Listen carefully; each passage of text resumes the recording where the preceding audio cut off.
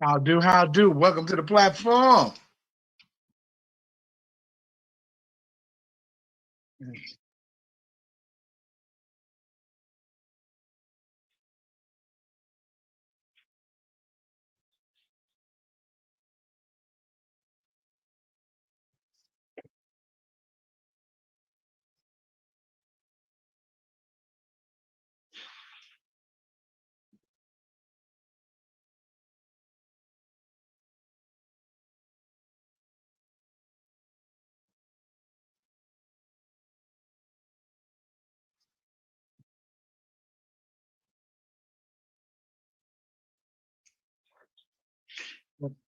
Greetings, everyone. Good to be here. Hey, Ruby. Hey, Al.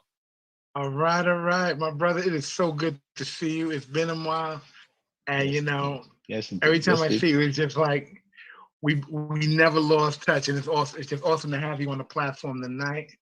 Yes. I can't wait for you My to pleasure. My share pleasure. the box full of gold nuggets that come out your mouth every time you speak.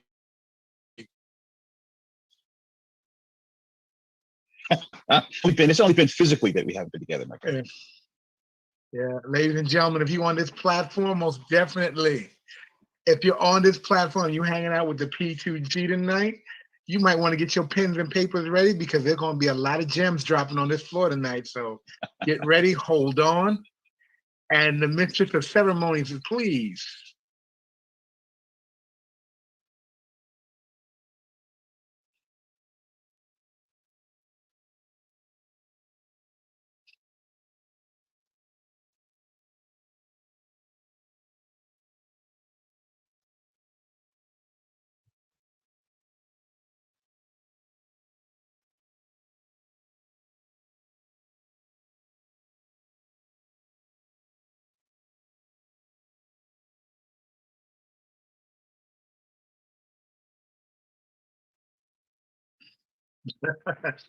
Not at all.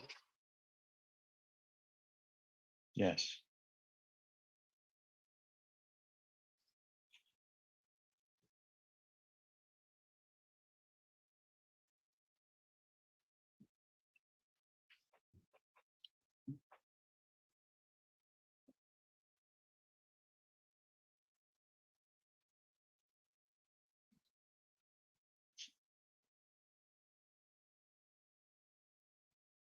Uh-oh. Oh. So I mean, all of that just they didn't even grab. Oh.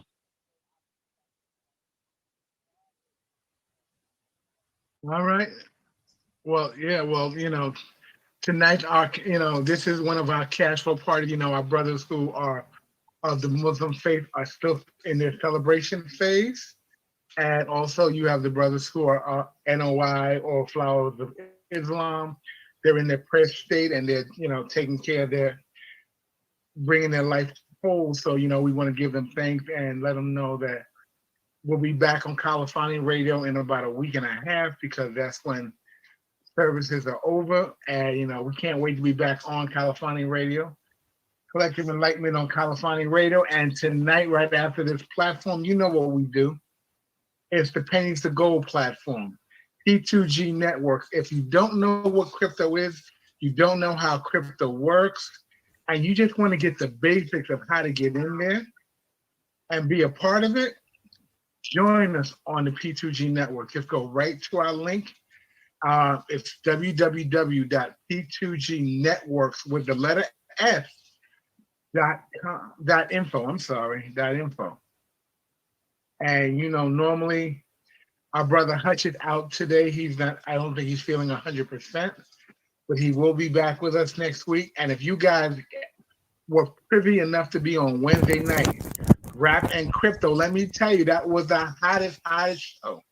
We had more subscribers show up that night than any other night. So first of all, thank you for supporting us. Thank you for being part of the platform and just stay with us.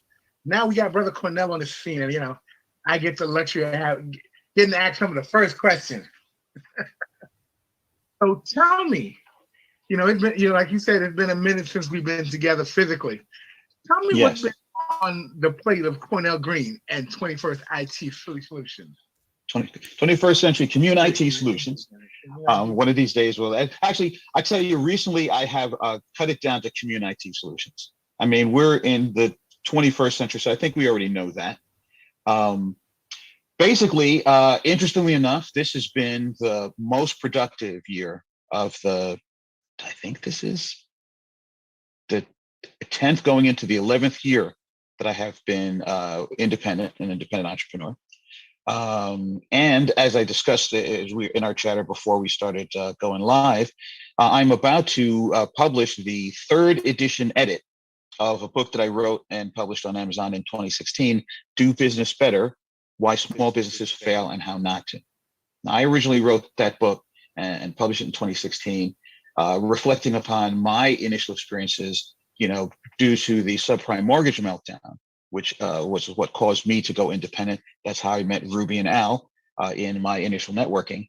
Now, of course, we find ourselves in the post-COVID environment, and there's going to be a lot of brothers and sisters out there who are going to find out that the last job they had was their last job. And like we were, like I was, 10 years ago, they're going to find themselves as accidental entrepreneurs. And this 3rd edition is now what I always intended it to be, which is a field guide for the self-made entrepreneur to at least avoid many of the mistakes they could make. So that all they have to do is focus on success. That's awesome. And I like that you say accidental entrepreneur. Now, entrepreneur is a very vast term. I'll be very honest with you, because even when Ruby and I got into business, we didn't realize, we knew technology had layers like an onion, but we didn't know that we would transcend a lot of them, work through a lot of them, and sometimes have shortfalls because we were operating our business in the wrong area of IT. But what I want to know, being that you're in the 3rd edition of your book, what has changed your experience as from the accidental entrepreneur to the person who has a floor plan that people can take a look at and actually avoid some of the pitfalls that happened from 2008 to say now like you said, post-COVID 2021? Okay, well, it's funny that of all people, my brother, you are the one who asked me that question. We've had a concept called eating our own pudding, which is applying the concepts that we have. But, flashing back, funny you say 2008, 2009, around that period of time, when I went independent after the subprime mortgage meltdown and started doing networking, one of the things I did was I did some presentations at Harlem Business Alliance. I'll be honest with you, because they paid $60 an hour, for doing those presentations. At one of those presentations, I met Ruby. And Ruby and I became friends and colleagues. And we also formed a consortium with a 3rd partner of ours, George Williams Jr. And we went on a couple of retreats to George and his wife's timeshare in the Berkshires. And at the first breakfast, Ruby said to me, Cornell, you don't just have a series of presentations, you have a curriculum, because you got a lot of concepts. You could put them in the curriculum. And as I like to say humorously, at that moment, I didn't know whether to kiss her or to kick her, because she was right. I did have a curriculum, but I knew I didn't know what a curriculum was. So I meant, so I got to learn what a curriculum is. I got to learn what it is to create a course of education. This is a lot of homework. Ain't nobody going to pay me for. But one of the things she was pointing out was that I had this concept of what I call the business fundamentals, which I can call consistency, predictability, and replication. Consistent quality, which you must deliver in your goods or services if people are going to buy them. Predictable delivery of that consistent quality, and replication of the predictable delivery. Now, interestingly enough, and why I say it's interesting that you asked me, you were the first person, because when I started working with you and Ruby and trying to apply these principles in practice, you were the one that I remember you gave me a phone call and you said, Cornell, I got to CPR my business.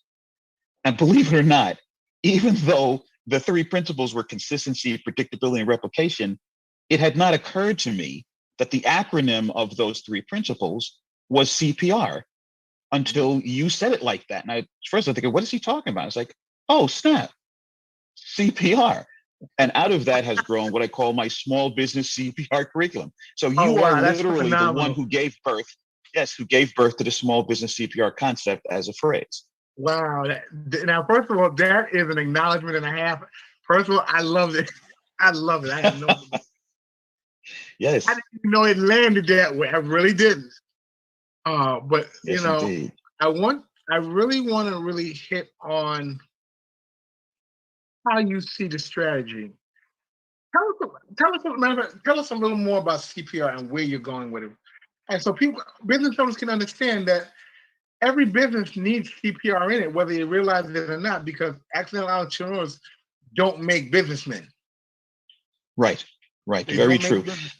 The thing about the small business CPR, and like I say, it's a method more than a system. As anyone who's just gotten out there winging it and flinging it on the hustle will realize, you have to have a systematic approach to what you're doing. Otherwise, it's always going to be hit and miss. You're going to stumble upon success, but you're not going to understand how you did it. And you're going to just be, like I say, wailing and flailing. The thing about the CPR approach is that first you start with consistency. You must have consistent quality. So you've got to know, what are the steps that I take to deliver at the utmost, whether it's a service I provide, whether it's a product that I manufacture. What are the steps? And I say consistency is very easy. Write down all of the steps. What does it take to get it done? Most people, they don't consciously do what they do. Because let's face it, most accidental entrepreneurs, they were an employee for most of their life, and then something happened. Either they quit their last job, or they got laid off, or the last business, in my case, ceased to exist, and they got to go out there in the world. But they don't know how to make the structure of the business. They just know how to do the thing. So there's a lot of the elements that were provided for them by somebody else who provided the structure that they don't realize you're going to have to put that structure in place. And I always use the example of Dunkin' Donuts. And it's a good thing I'm sitting here at the Zoom session so you can't see my rapidly expanding waistline. But I say, sorry about that, just being real. But with Dunkin' Donuts, I love their glazed chocolate cake donuts. And the thing about Dunkin' Donuts as an enterprise is that any Dunkin' Donuts that I go into, that glazed chocolate cake donut is going to taste the same. It's not going to depend on who's on shift that day or what recipe they decided to use. The quality is going to be consistent. And as long as it says DD on the outside of that store, I'm going to order a glazed chocolate cake donut, and I'm going to get that consistent quality of taste. So whatever it is we do as entrepreneurs, we've got to apply that same consistency to the quality of the service or goods that we deliver. Yeah. Yes.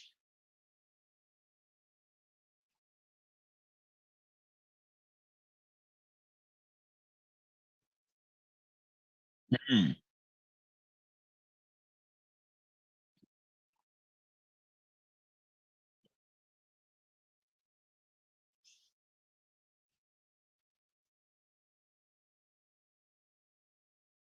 Ah,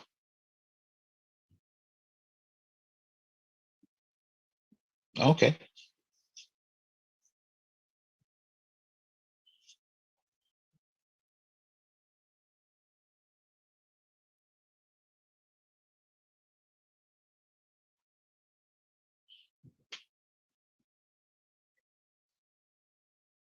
Yes. No. Yes.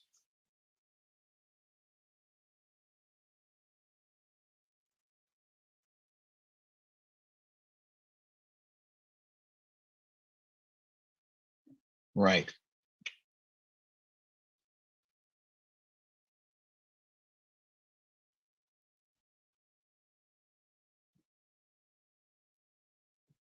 Right.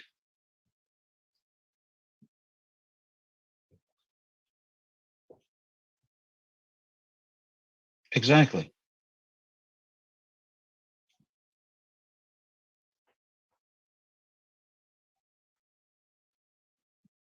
Exactly.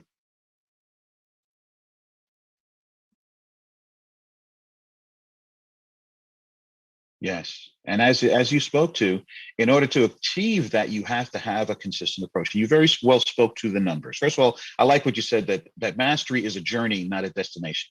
It's a continuing process. Absolutely. And as you said, for example, if you want to make X number of sales, you know that it's going to take Y number of contact attempts to get that. And over time, if you're examining, okay, to get 50 sales, I have to make 500 phone calls. I have a 10% conversion rate. Once you know that, then you apply this consistent, okay, if I want to make it, when's my target date? If I want to make it in a month, that means I have to make 500 calls in a month to get that 50. So how many do I have to make a week? How many do I have to make a day? And once you break it down into a system, then you're not waiting till the end of the month and now you're hustling. You have a list. It doesn't exist. Yes, indeed. Yes, indeed. And I want, now, Cornell, you said that pretty much what you did is just reverse engineered cold calling so people can understand. You have to have something to shoot for. So you got to have something to put on the wall. You got to have a goal, and then you got to put it into pieces. Yes. And then you got to execute, because we were sharing. Ruby and I do a call every Tuesday, Wednesday, and Friday called what is it, on stereo. We were talking about people hitting their targets and hitting their dream. You know, we put stuff up on the wall and we don't even look at it. It's like, okay, it's there. Oh, and my it's goodness. like, it's that phantom. It's the phantom in, you know, in the corner.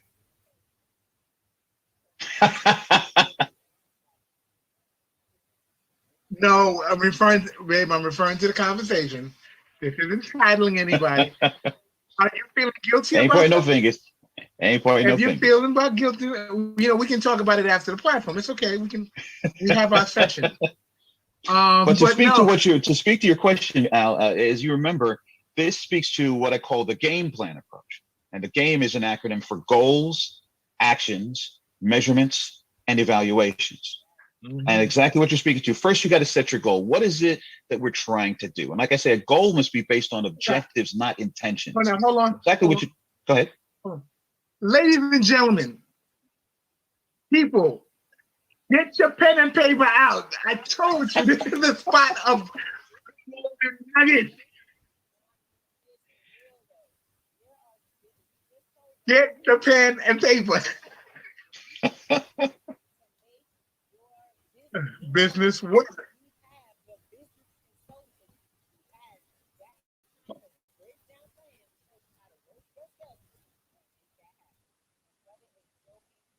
Not at all.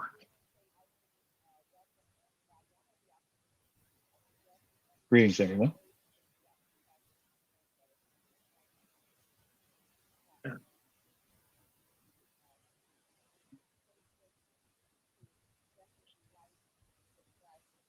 Yes. I tell you.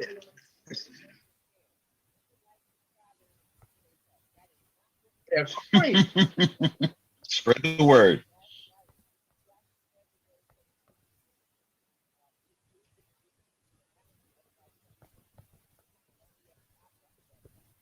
Yes. Well, you know, Ruby, just before I get back into the game plan, you were actually the one who hit me to the fact that the community that I am in as an entrepreneur, I'm in the community. See, I always looked at, before that, I looked at my customers as a separate entity of people for me. You're like, well, no, you're part of the community. I realized, okay, wait a minute. Networking isn't just about who can I hustle, who can be my downline. Business is a conversation. Sales is a conversation. Business is a relationship. So it's about creating that network. So exactly what you're saying, people out there, don't keep the good news to yourself, because you can't do this alone.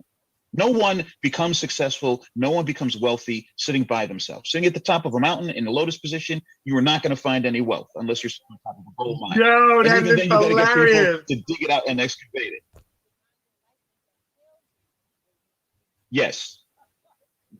Then you got to come down a mountain and go meet those people and spread that word. But anyway, not to, in the interest of time. Yes, indeed. Oh, so just very briefly, let me get back to the game plan process. Very briefly. G is for goals. You have to set goals, and goals based on objectives, not intention. Now, exactly what you were talking about, Al, about people who want to do something but don't get it accomplished. That's because they have intentions. I want to is not a plan, and you can't base a plan on what you want. You have to set your goals based on objectives. I want more customers. That's not an objective. I want to increase my customer base by 25%. That's an objective that I can set as a target. Once you have your goal, then you take actions. And the reason you need to set goals based on objectives is because now you take actions based on those goals. If I don't set actionable goals, I can't take intentional actions. Once I know that I want to increase my customer base by 25%, now what do I have to do? As we were talking, Ruby, if I know that my conversion rate is 2%, then that means that if I want to make 3 more customers, I got to make what, 60 phones, 60 calls, 60 contacts. Now, the other reason why we want to have objective-based goals so we can have actionable, tactics is now we get to the M, which is measurable.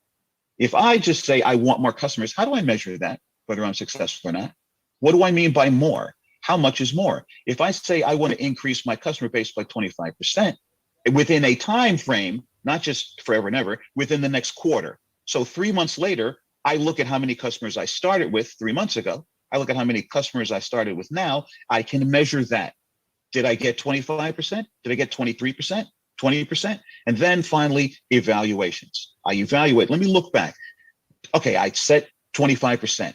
I made 18% increase. What's the evaluation? Was that successful? Was it a failure? Maybe that was good. Maybe 25% was an unrealistic goal to set. Maybe I look at the actions I took. I could have taken more effective actions to hit that. And then it's a rinse repeat. You start right back again. And the evaluations help me set more clear and attainable objectives. So I start back again at the G, and it all goes around goals, measurements, evaluations. Now, Cornell, I love that.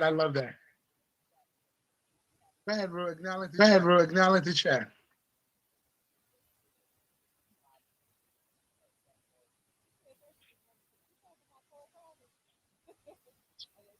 I'm talking about every aspect of business.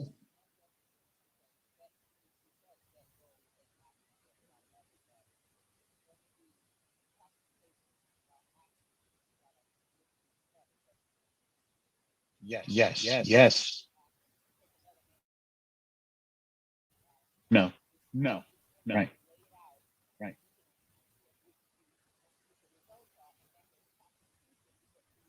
Precisely. Yes. And that's why the actions are based on the goals you set. The measurements are based on the actions you take. The evaluation. If you don't take the right objectives, it all starts at the G. If I don't set the proper objectives, I can't take clear actions. I'm not going to have measurements that mean anything, so I can't evaluate my results. And whether that's cold calling or building websites or making costume jewelry, it's all for. In fact, here's one thing very briefly. When I first revealed the game plan, remember, Ruby, when you, I, and George were doing presentations at Operation Hope with their entrepreneurial training program, I mentioned the game plan, and a woman raised her hand. She says, it's like when I was trying to lose weight. And so my son told me that I should weigh myself every week. So, and I was sitting here. Now, I mentioned the game plan in terms of business. She took this concept and applied it to something she'd already done in her life about setting a goal of how much weight she wanted to lose, the action she took, exercising and diet, the measurements, weighing herself every week, and then the evaluations determining what she needed to calibrate, and then going back to the G. And that's when I realized, oh, this is not just a fancy acronym. This is a real concept here. Okay.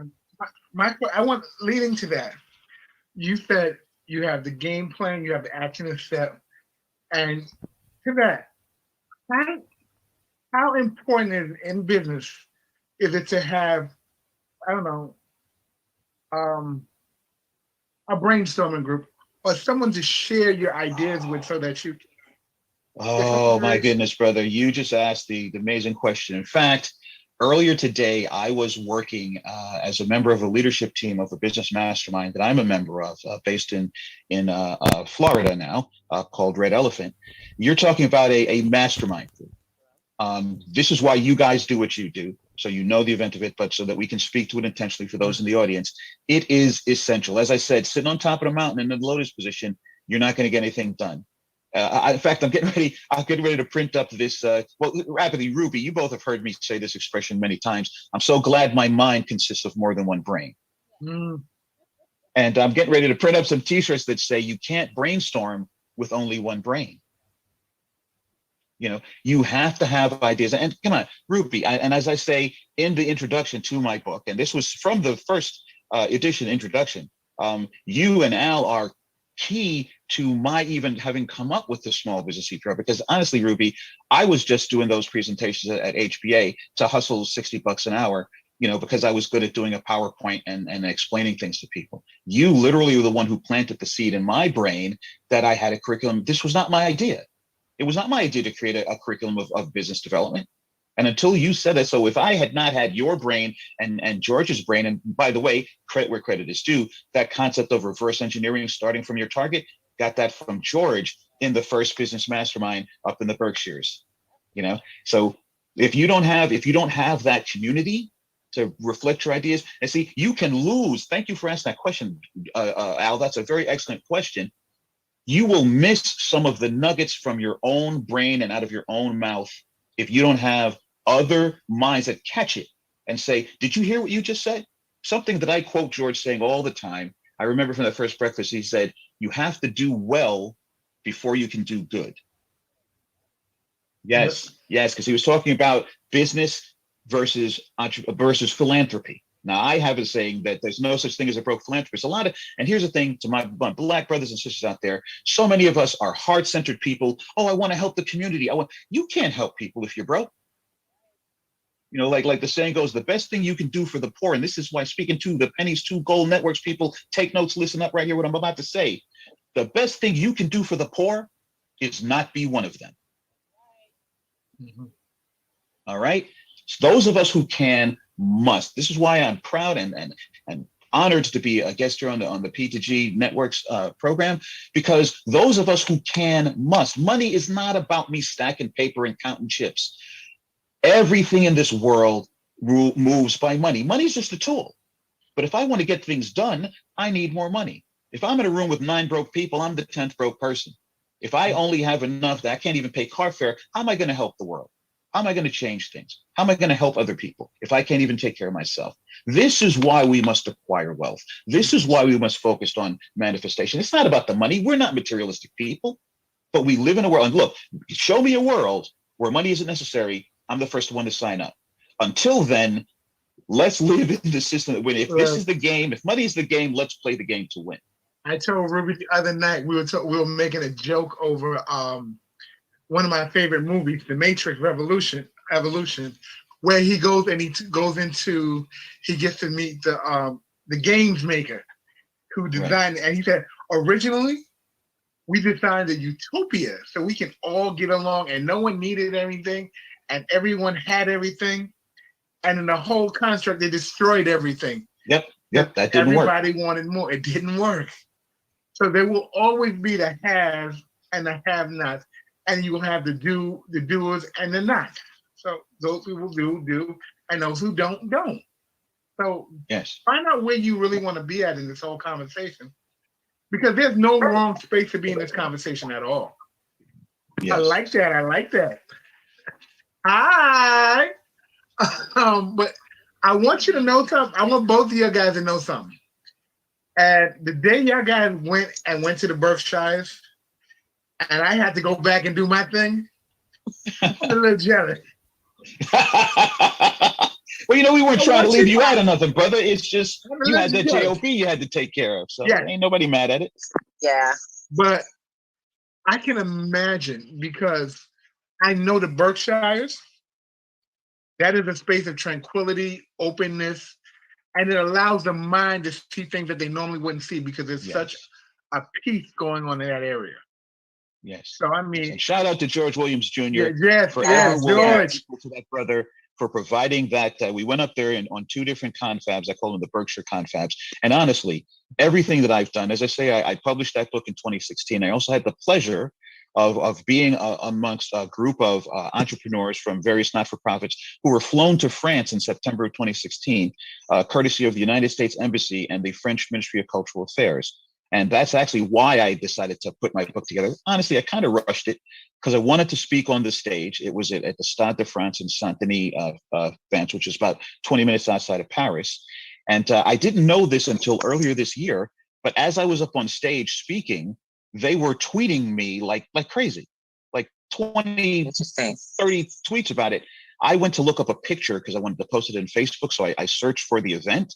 And I saw, of course, most of the tweets were in French, but I Wow. saw they were literally tweeting me almost real time, as I was saying, because I had the structure of my book to speak from. So just as I spoke about CPR and I spoke about the game plan, since I had a structure and a format to speak it, it was very clear. And so they were able to, translate it, of course, into French and then broadcast it out there. So when I promote the third edition, you better believe I'm going to get all of those tweets translated into English, of course, and I'm going to use that as part of my promotional material.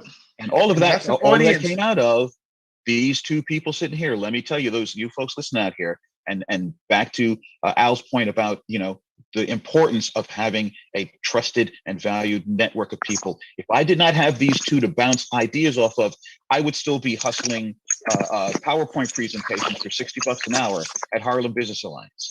If this brilliant woman hadn't said, brother, this is not just a series of presentations, you got a whole curriculum.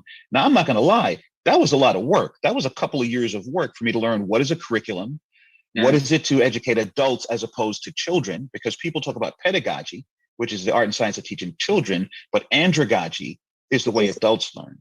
Adults learn from experience, collaboration, and cooperation. And that, again, speaks to Al's point. That's where you get people together. They bring a lifetime of experience and they know what they want. They're motivated learners. You don't have to force them to do timetables. They come to the table knowing what it is they want to learn. They're motivated and activated. I mean, we speak to the, I guess, not just intelligence, but we speak to the fact that already everything they need when they get there.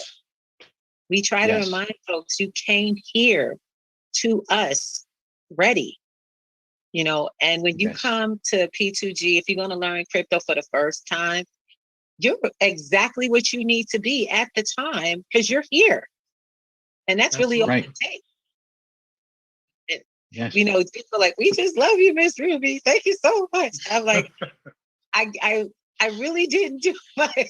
Other than we all together and we work together to learn this thing, to master this steps of life. We all have that same passion. Exactly. So I'm a facilitator, and everyone there they are their own leader. And I remind people, don't deitize people. When you take an initiative to take a step forward, that's your power. Don't give that away. Absolutely. And back to what you dropped in my mind almost 10 years ago nowadays, Ruby, is that I'm part of a community. The problem, we don't want to build a movement. We want to build a community, because the problem with a movement is you take the leader out, the movement loses momentum and it dies. But you build a community of leaders. Each one of those members of that community are capable of going out and creating a movement of their own. And that's what we want to do. And that's what you do with the P2G network, is you're not trying to make followers. You're trying to say, go out there and make that money yourself and take this knowledge and share it with everybody else so that everyone will spread that well. Yeah, I really want to, and to that point, I want to shout out Miss Avis, Miss Karen. Oh, that's our fan. Washington, who is also taking a hand in the marketing of the P2G network. Ladies, I want you to understand, this is your platform as well. All them folks out there, Miss Keisha. I love you guys. Yes. Miss Keisha. Yes. Everybody. We have so many people to be just so grateful for, because this was, I couldn't even dream this. This was not something I saw. We got together and it was just like, okay, we're going to do this thing, learn how to do this math. We're going to make some money, y'all. And then it became something like, we have to do this thing. This is the right thing. We're in the right place. And the world is coming into agreement. It's like everything around us is in agreement with these changes. It's actually, we're watching transformation. We're actually living into transformation. And the funny thing that you say, Ruby, is that I say in the introduction of my book that all of the significant things and changes that happened in my life were not my idea. In 1978, I met this white kid from the suburbs of New Jersey, and he talked me into becoming a bass player. As a result, in 1983, I moved down to New Jersey to pursue an unsuccessful career as a rock and roller. And in 1992, a cousin of mine got me on the phone. Look, Somehow he leaves a message on my girlfriend at the time's answer machine. He tracked me down like he was a bounty hunter and I jumped bail. I don't know how he found me. And he said, look, there's this position at Lehman Brothers for a Unix system administrator. You should come get it. And I said, dude, the only thing I understand about what you just said was Lehman Brothers and job. I don't know what Unix is. I don't know what a system administrator is. He says, don't worry about that. Come up here. That was 28 years or 29 years ago. Yeah. And that's been my career since then. You know, stepping out having on the faith, curriculum of having this curriculum of small business development. That was not my idea. That was your idea. So all of these things that I have done and accomplished, someone else planted the seed of that idea. So when you're talking about where you are now with the PDG network, that so resonates with me, because you weren't trying to do this. You just thought, oh, this crypto thing's kind of interesting thing. Let's talk about it. And guess what? All of a sudden it becomes a thing, and here you are sitting at the top of it. And couldn't have done it if you had set out trying trying to do it. Yeah. Yes. And you're right. If I had tried to set this up, I'd probably still be out there trying to set this up. And the fact is we let it organically happen together. I'm gonna be really honest. I have been retired for the last year from traditional work. I left my job before Corona to go on tour because it was a planned tour, and I couldn't work and keep going back and forth. My poor boss didn't realize what I was talking about when I was talking to him. Yeah. He thought I was going to take a few weeks off. So I had to straighten that out quick. So what happens is that I had already been doing, we've been doing like 2 classes a week, every week for probably 6 months. And it was wearing me down. I was getting a little sick. Not Corona sick, but I was getting a little tired and a little sick. And so I had to make a decision, and I made the announcement on the platform that I was going to follow my, that which I was created for, because this just seemed like where I needed to be. Now, don't get me wrong. I love my job. My boss is awesome. He's more like a partner than a boss. He owned the company and tried to treat everybody like family. You know, there was no, we kicking you out because we ain't doing it right. He's like, okay, we move you over here. Then maybe this is your strength. And that's how you want to be in someone's business. But I had to be about mine. And I had to be about the people whose lives I was meant to change. And so this was my purpose. So walking in my purpose, I haven't looked back since. It's so funny. I keep getting all these job offers. Now that you don't need one anymore. Emails are flooding in, and all my resumes qualified. It's so crazy. I said, now when I was looking for another job, I couldn't find one. My life. And now they're like, please come work for us. And I'm like, no. I make more money in less time and I have less headaches. But I want people to love what I do. You know, I love the people. We came here because we want others to have that experience of owning their life. If you love doing your business, you'll do it better when you're making money and you're managing well. Yes. Okay. You want to stay free forever, not for temporary. Okay. Like I say, people sometimes get it twisted and they say, do what you love. Well, I love eating ice cream and watching science fiction movies, but ain't nobody pay me for that. But I say it's love what you do. Yes. Which is what you just spoke to. Yes. You know, I'm in this conversation with you guys, and some point in the conversation, I feel like I'm a fly on the wall watching greatness come into the platform. And other times I know, but I'm in this conversation because I've had the opportunity to live both sides with both of you guys. And I'm just so grateful to have been a part of it all and be in the process of it all.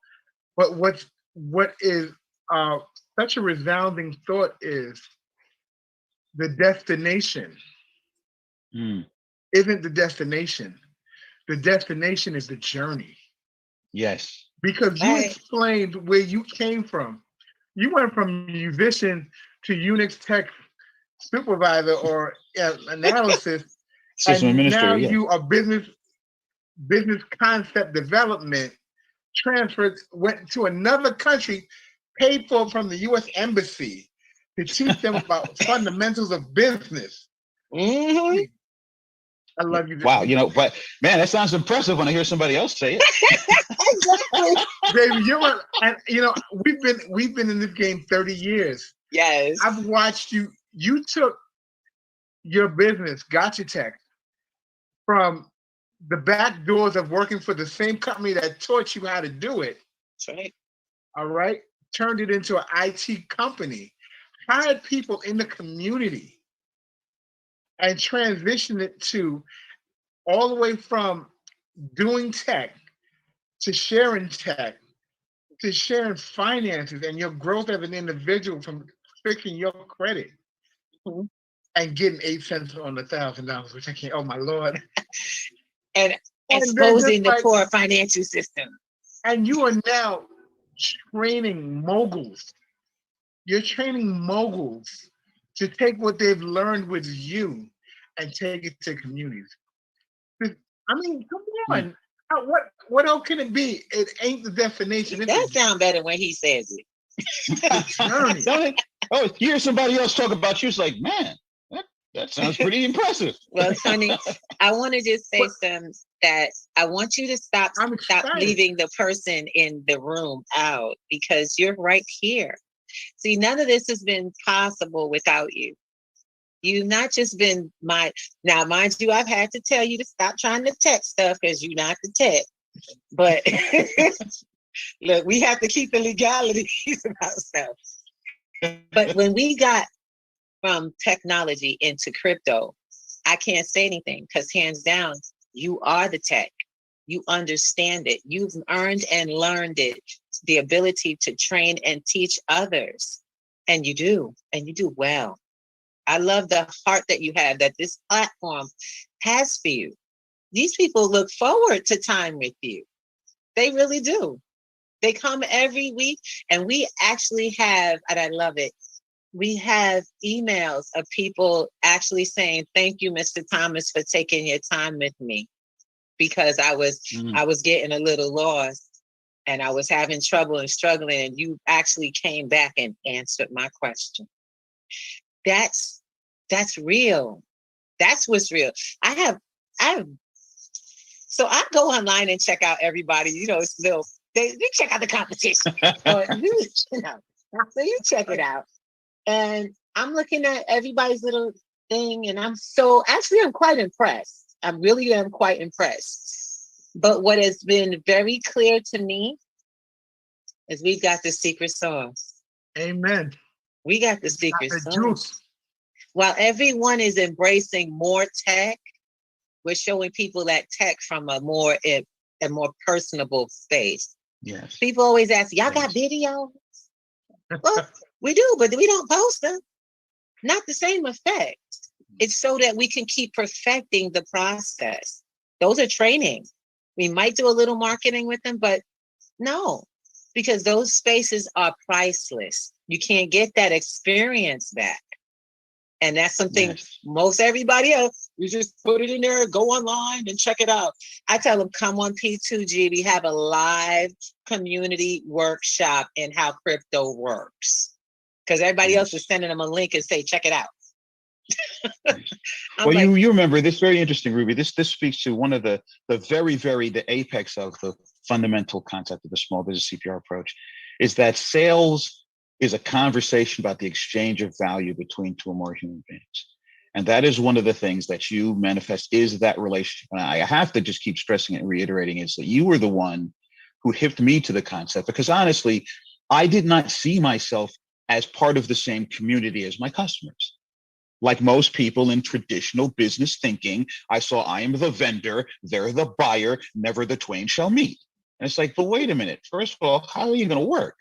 You're all part of the same community. They're your people. That's why they're going to do business with you.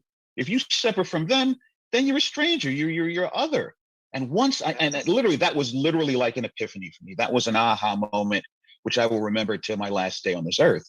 And once I understood that, literally everything else in my small business development curriculum, in my business been and this being the most successful year since I've been independent, was just coming from Ain't it that one crazy? simple fundamental understanding. And you're talking about it's about the people. It's not about the fanciness. It's not about the tech. I mean, I am a tech guy. I work with tech. I build websites. I do social media marketing and email campaigns. But at the end of the day, it's a conversation that I have with that person. I say, and you remember the pyramid of business fundamentals. That's The right. one fundamental objective, the two fundamental questions, and the two fundamental, the one fundamental precept, all business is sales. The two fundamental objectives, more customers, more money. And the three fundamental questions: who is your target market? What is your unique value proposition? And what is your call to action? Yes. Once I understand who I'm talking to and what I offer them, then I know what to do. Then I can set up my game plan. If I don't know who I'm talking to, then I'm just hustling. Exactly. I'm just trying to scam people for money.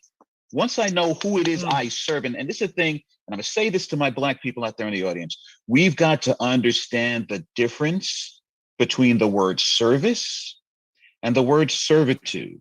Because you say service to some Black people, they feel some kind of way about it. Right. If you want to be phenomenally successful, you must be in service and of service to as many people as possible. Bill Gates doesn't manufacture anything. And he is the fifth wealthiest human being on the planet. No, yeah. Okay. Jeff Bezos don't make no product. No, he doesn't. Amazon doesn't manufacture anything. Amazon provides the service for you to buy anything you want. Thank you. Comparison shop it with all of the vendors and get free next day delivery. But they they serve you. They serve the most of us.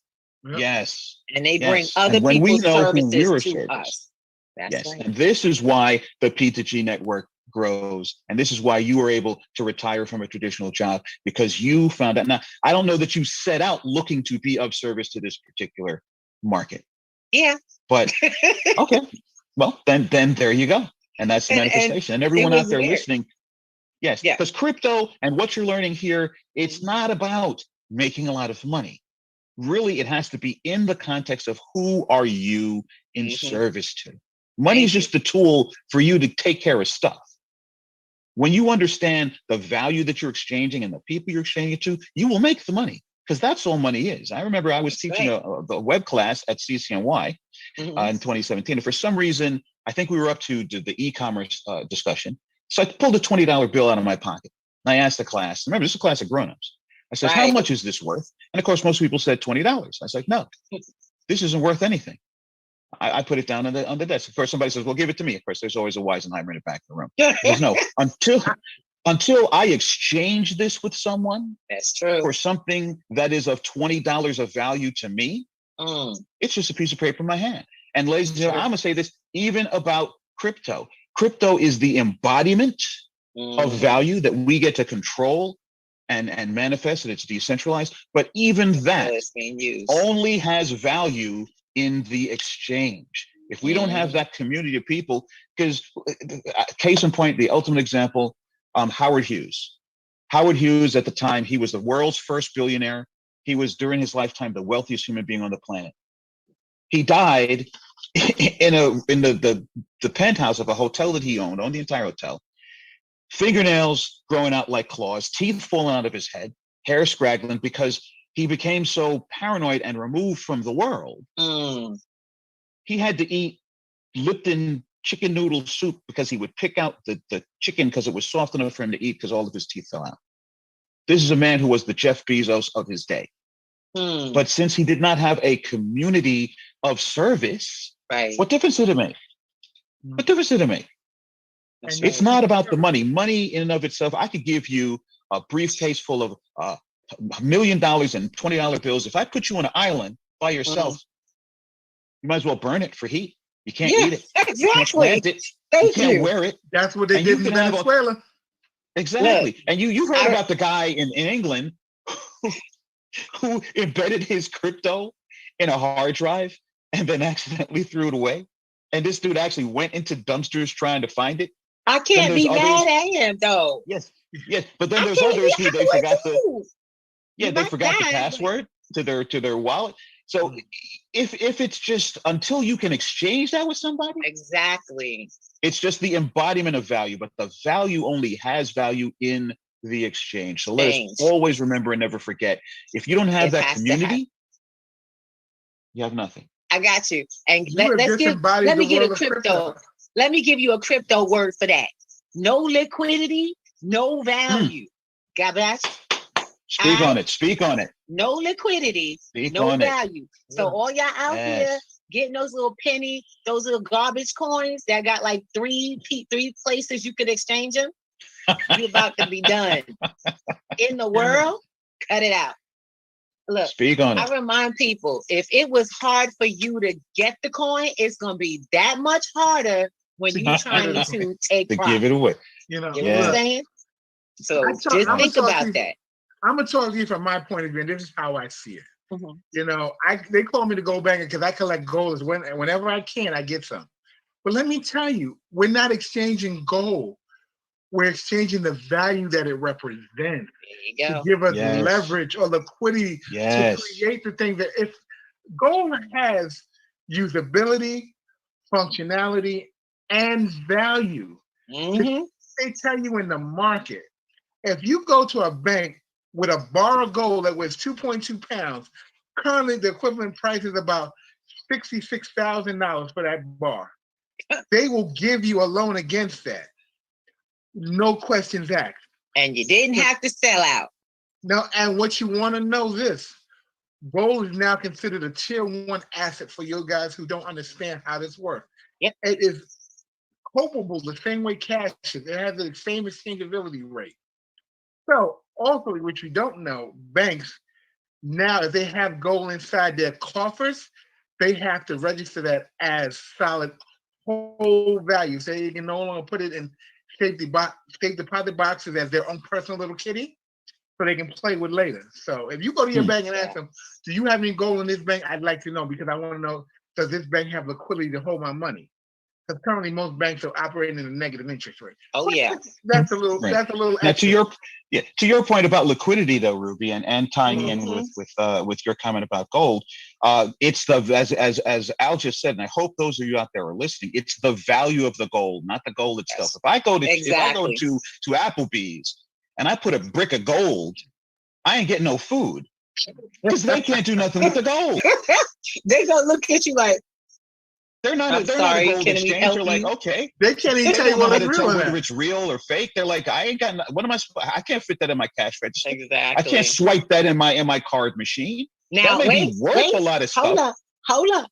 Now somebody there might pay for your meal. Yes, thank you. Thank you.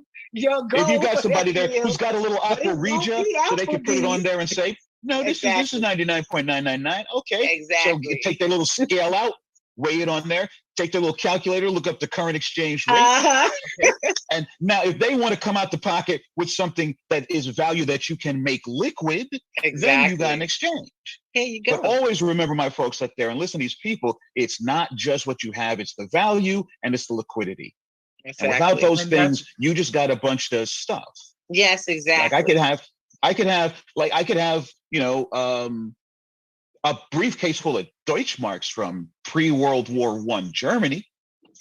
That's worth something as a museum exhibit, but that's no longer legal currency. If I had $1 million in Confederate States of America currency from 1863, a collector might buy it for me to put it in their museum, but I can't go to a store and buy nothing with that.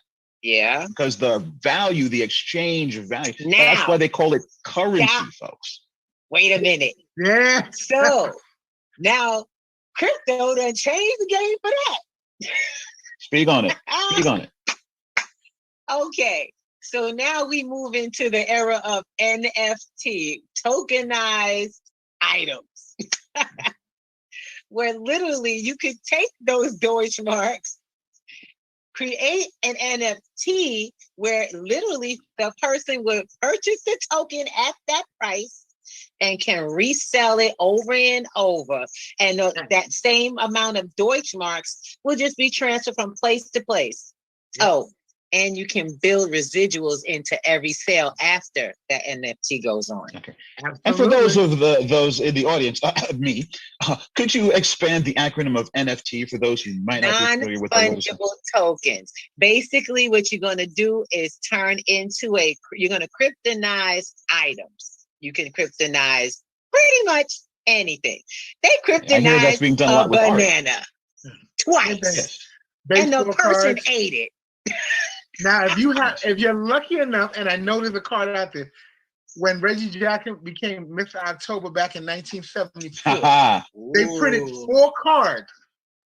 There are 4 cards of Mr. October. Hmm. So if I'll you be have checking my that, cards and you this want to week. kryptonize that, Yes. I you're got there. some. Yes. I got me some Now, cards. Mr. now I know you October guys used know to- the ins and outs and the technical whys and wherefores of crypto, but to my Right. simple understanding as a tech guy, but not a cryptocurrency expert, Mhm. the thing about cryptocurrency as opposed to many other currencies is that the currency itself, since it's digital and it's built upon the blockchain technology, it embeds and embodies its intrinsic value. So Exactly. if I have a $20 bill, Mhm. I have to have the good faith and credit of the government of the United States in Mhm. order for that to be something negotiable. Right. Whereas Absolutely. cryptocurrency has its value in and of itself. I don't need a central bank. I don't need somebody else to vouch for it. I can That's go anywhere right. in the world, and the crypto is the value. Okay, wait. So Well, it this beds is in, the thing. The blockchain does the Yes. verification. And that's Right. the beautiful part. The blockchain Yes. verifies it because that's where the record is. But right. the crypto is software. I keep reminding people, Yes. crypto's not money. It's software. It Mhm. do things. It actually got a job. Right. Okay. And the funny thing, if you think The about more it, people use it, crypto, the more Yeah. it's worth. crypto speaks to that conversation I was having with that web development class when I held up the $20 bill and I asked what the value of it. The Right. value was only in the exchange. So crypto says, let's just get rid of the Oh. paper. We are so going over our time. Okay. I'm Oh, sorry, I no, have to we cut you cannot off, go but over our we time. can't because look, our platform I can come back. teaches. You are coming back. Right. I will make sure. I want to thank everyone who's been joining us this evening. This has been a fun conversation. I love talking tech with Cornell because we talk about the things that change the world, that move the world. And I always like inviting people. I'm like always telling people, I wish I could share you with the world. I always wish I could share Cornell more with the world because those conversations be like major deep. And if you can understand them, you can benefit from them. And so like we do on P2G every Monday and Friday, we bring you a breakdown of how cryptocurrency works, how it can work for you, and how for you to be able to move in it with confidence and clarity and be supported. So we want you to tap on p2gnetworks.com and check out all that we offer during the week because there literally are 9 offerings. Anything you'd like. Huge community. We love you. Please come back, Brother Cornell. That is you know a I will. response from Miss B in our audience. She wants you coming back. All right. Yes, my dear. So Thank you we so much must for the get invitation. I definitely moving. will be back. Thank you, Cornell, so much. Go Banker, my heart. Yes. I gotta get moving so we can get the room I gotta open. give it to the people. Yes. I want you guys to get it. This is Mother's Day weekend. For those of you who have your moms, God bless you. For those who don't, remember them because they've left a permanent mark in your life. Enjoy them, celebrate them. Let them know you're not forgotten them. God bless you all, and we'll see you in 15 minutes on the P2G network. Yes. Okay. Please. Have Thank you, a ladies and great gentlemen. night. Until the next time, everyone Yes. stay safe, stay healthy, and be blessed. Yes. Thank you. Come Good on night, back, my everyone. brother. See you next week.